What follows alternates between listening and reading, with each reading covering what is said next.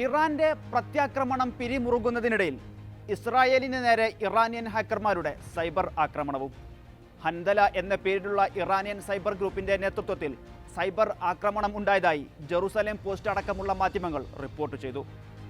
Israel cyber security സംവിധാനങ്ങൾ തകർത്ത് പതിനായിരക്കണക്കിന് സന്ദേശങ്ങൾ ഇസ്രായേലി പൗരന്മാർക്ക് ഇറാനിയൻ ഹാക്കർമാർ അയച്ചു കഴിഞ്ഞു.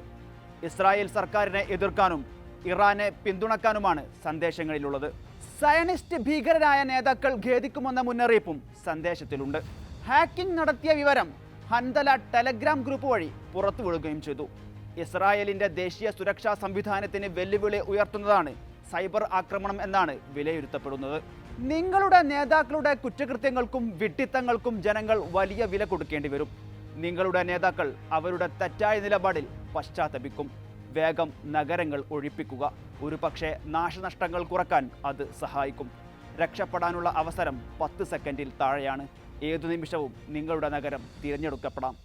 ഇങ്ങനെയൊക്കെയാണ് സന്ദേശത്തിലുള്ളത്. നേരത്തെയും ഇസ്രായേലിലെ സർക്കാർ സ്വകാര്യ സ്ഥാപനങ്ങളുടെ വെബ്സൈറ്റുകൾക്ക് നേരെയും സൈബർ ആക്രമണം നടത്തിയിരുന്നു. എന്നാൽ സൈബർ ആക്രമണത്തെ സ്ഥിരീകരിക്കാൻ ഇസ്രായേലി സർക്കാർ വൃത്തങ്ങൾ തയ്യാറായിട്ടില്ല. നിർണായകമായ സ്ഥാപനങ്ങൾ കേന്ദ്രീകരിച്ചുള്ള ഇറാനിയൻ സൈബർ ആക്രമണ സാധ്യതയെക്കുറിച്ച് ഇസ്രായേലിലെ സുരക്ഷാ വിദഗ്ധർ മുന്നറിയിപ്പ് നൽകിയിട്ടുണ്ട്. ഒപ്പം ആശങ്കയും രേഖപ്പെടുത്തുന്നു.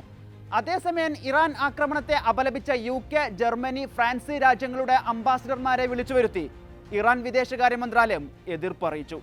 അയൽ രാജ്യങ്ങളുടെ കെട്ടുറപ്പും ഭദ്രതയും കൂടി മുൻനിർത്തിയാണ് ഇസ്രായേലിനെതിരായ ആക്രമണമെന്ന് ഇറാൻ വ്യക്തമാക്കി. ഇത് ആത്മരക്ഷയുടെ നിയമാനുസൃത വഴി മാത്രമാണെന്നും ഇറാൻ വിദേശകാര്യ മന്ത്രാലയം കൂട്ടിച്ചേർക്കുന്നു.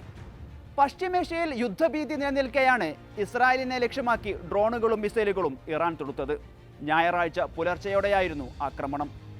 ഏപ്രിൽ 1 സിറിയയിലെ നയതന്ത്ര കാര്യാലയത്തിൽ ബോംബിട്ട് 2 സൈനിക ജനറൽമാരെ കൊന്ന ഇസ്രായേലിനെ ശിക്ഷിക്കുമെന്ന് ഇറാൻ ഭരണകൂടം വെള്ളിയാഴ്ച പ്രഖ്യാപിച്ചിരുന്നു.